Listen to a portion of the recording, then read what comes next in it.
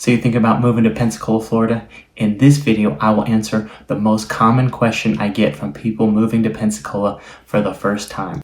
And stay to the end where I'll give you my best tip to save you thousands of dollars whether you're buying or renting in Pensacola.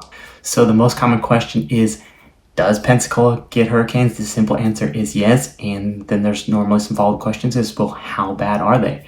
And again, that answer is depends, but I'm going to do my best to explain kind of the hurricanes, the hurricane risk, the costs, and all those things right now.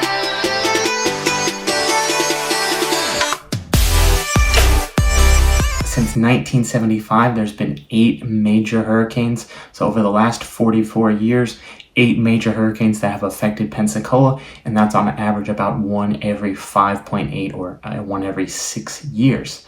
So in the last 18 years, there's been 2 major hurricanes that affected Pensacola, and those would be Hurricane Sally in September of 2020. The most recent, that was a Category 2 hurricane, which caused a total damage of $7 billion.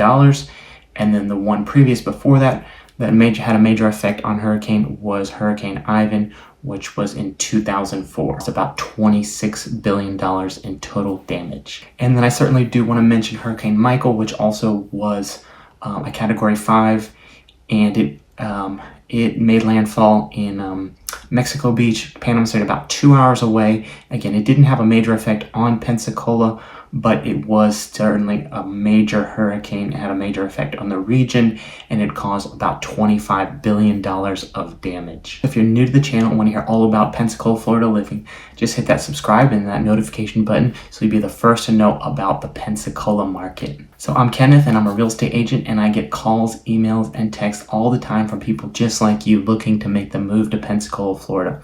So whether you're moving in 7 or 70 days, just shoot me a email, call, text, or comment, and I'll get right back to you. So let's jump back into Hurricane Sally, and that was the last hurricane that had a major effect on the Pensacola region. It actually made landfall, in Alabama, just across the border. But again, the reason it caused so much damage was because it sat, and it was such a slow-moving hurricane that was really unpredictable, and it caused so much rain and damage and flooding in the area. So what did that mean for a lot of people in the area? There were certainly thousands of homes damaged, thousands of homes flooded, thousands of homes that needed new roofs. That took certainly a year plus. It was really hard to get services right away. There was power outages anywhere from days to some people had power outages for weeks. In Escambia County, which is covers the Pensacola area, it caused a $126 million alone in private property damage. And then for me personally, I live in Gulf Breeze, which is in Santa Rosa County. In my personal home, I had about $10,000 of damage. Granted, I didn't actually need a new roof because I just got a new roof for that, but if I hadn't got a new roof, I probably would have needed a new roof, which would have cost another probably $10,000 of damage.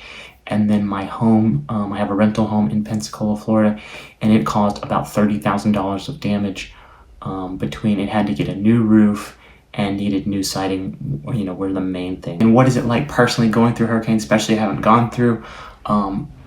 Being right now, we are in September. This is September, October is the peak of hurricane season. So this video, is timed at the right time. So really going through your hurricane prep, making sure you have the plan, making sure you have water and food and all those things, factoring that very likely that you could be out of power for several days. So a lot of people certainly have generators, whether you're having a generator that's just like a gas propane generator, that's just something portable, or there's a lot of people in my neighborhood and certainly around the area that have whole home generators that are generally run by gas, and those really will for the most part power your entire home, which they are certainly costly. They can cost upwards from $8,000 to $20,000 depending on the size of your home, but it's definitely something you'd like to think about. Just having the convenience of having power when a lot of people don't, and be able to have climate control, have the AC on, be able to save all your food in refrigerator, and then having hot water. Along those lines, if you've never been through a hurricane, you want to make sure you have several days of water, several days of food, gas to power, your car. A lot of times, just a few days after those, there's going to be big runs on gas, and you're not going to be able to, easily get gas because a lot of people are powering generators. So if you know hurricane's coming, prep early, and then whether you have a home or you're renting, just making sure that your home is prepared. Whether you have you might have shutters, or you might have other things to put out to protect your window and coverings, and then just having kind of an evacuation plan and a plan in place that you discuss with your family, with your kids, where you're going to meet, and also a plan for if you have pets, dogs, cats, and etc. And the final thing to talk about is my best tip. So again, if you're renting a home, certainly I would still recommend making sure that you have renter's insurance to cover all your belongings. You might need other special policies if you have special jewelry or other items, art, guns, cameras, other work items.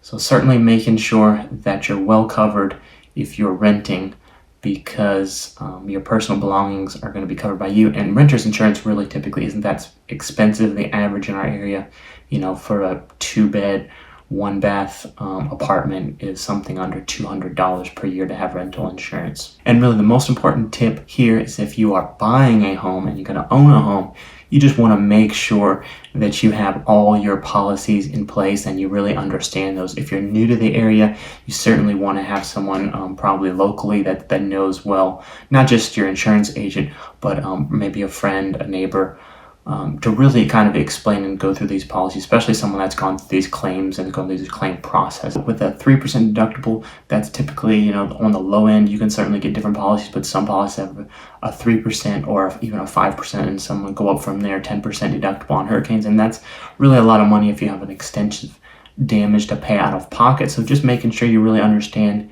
your deductibles, and then also understanding the difference between your hurricane, your wind, and then also your flood.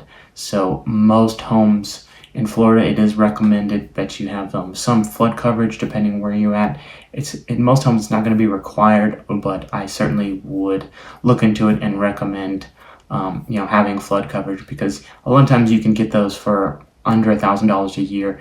It's gonna be a lot of insurance, because a lot of people when they move here, especially from different parts of the U.S., whether that's the East Coast or the Midwest or the West, they haven't seen such high premiums, and most of those premiums are related around the hurricane risk. So, maybe you're going to pay $2,000 for your 3 or 4 bedroom home for just home insurance policy, but that's typically not going to always include flood insurance. So in that case, you might pay another $1,000 a year for flood insurance. And in my case, living here, it's been well worth it, because just using those statistics, and these aren't, I'm not an expert on hurricanes, but if you're going to live here for 2 to 5 years, you're probably going to experience a hurricane. Hopefully it's not a major hurricane, but just taking those odds, 2 to 6 years, you're going to experience most likely a hurricane that's going to cause damage to the area. Thanks so much for tuning in this video. If you gained any valuable insight, please do me a favor and hit that like button, that thumbs up. And if you'd like to hear more videos from me, just hit that subscribe and that notification button. Again, if you have any questions about this video, any questions about moving to Pensacola, Florida, feel free to reach out, whether you're moving in 7 or 70 days. It would be my pleasure to assist you. You just want to call, text, email, comment, or whatever is best for you, and I'll get back to you as soon as I can. Thanks, and take care.